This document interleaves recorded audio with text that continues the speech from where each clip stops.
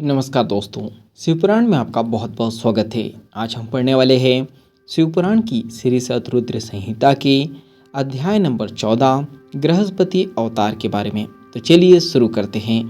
नंदीश्वर बोले, जब विश्वानर भगवान शिव से वरदान प्राप्त करके अपने घर वापस आए तो उन्होंने अपनी पत्नी सुषितमती को सारी बातें बताई।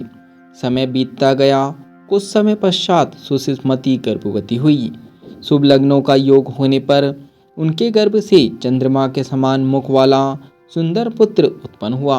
भगवान शिव के अवतार लेते ही देवताओं ने प्रसन्न होकर दुदुम्बी बजाई।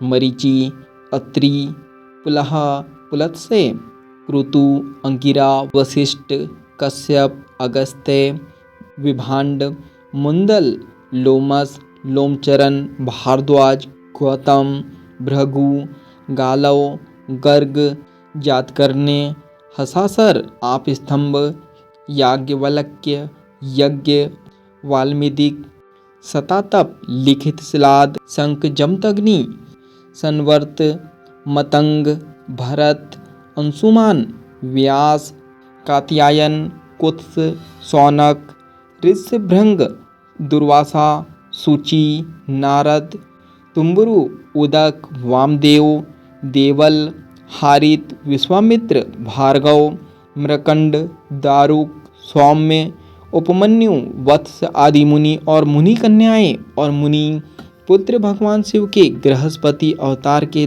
दर्शनों हेतु विश्वानर मुनि के आश्रम में आए। देवगुरु बृहस्पति के साथ ब्रह्मा जी और श्री हरि विष्णु, नंदी और भृंगी गणों के साथ भगवान शिव देवी पार्वती को साथ लेकर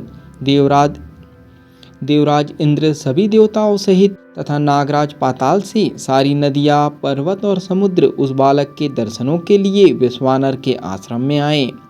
सभी ऋषि मुनियों, साधु संतों सहित देवताओं ने उस बालक के दर्शन किए। स्वयं ब्रह्मा जी ने उस बालक के जात कर्म संस्कार संपन्न किए और उस बालक का नाम गृहस्पति रखा। तत्पश्चात सब देवताओं ने प्रसन्नतापूर्वक उस बालक को अनेक आशीर्वाद प्रदान किए। तब सब देवता सुषितमती और विश्वानर मुनि के भाग्य की प्रशंसा करते हुए अपने अपने धाम को चले गए।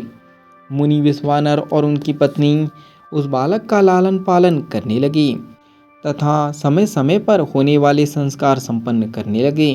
गृहस्पति जब 5 वर्ष का हो गया तब उन्होंने उसका यज्ञोपवीत कराया। बालक गृहस्पति जिज्ञासु प्रवृत्ति का था।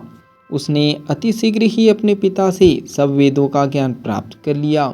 जब बालक 9 वर्ष का हुआ तो देवर्षि नारद उनके घर पधारे। मुनि विश्वानर ने उनसे अपने पुत्र के भाग्य के विषय में जानना चाहा।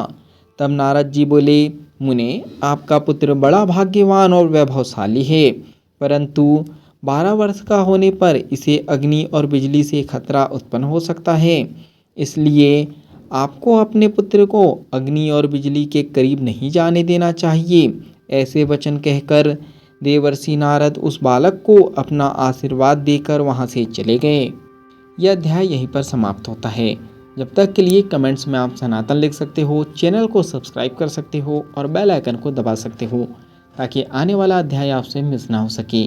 तो बाकी हम लोग मिलेंगे अगले अध्याय में। जब तक के लिए धन्यवाद।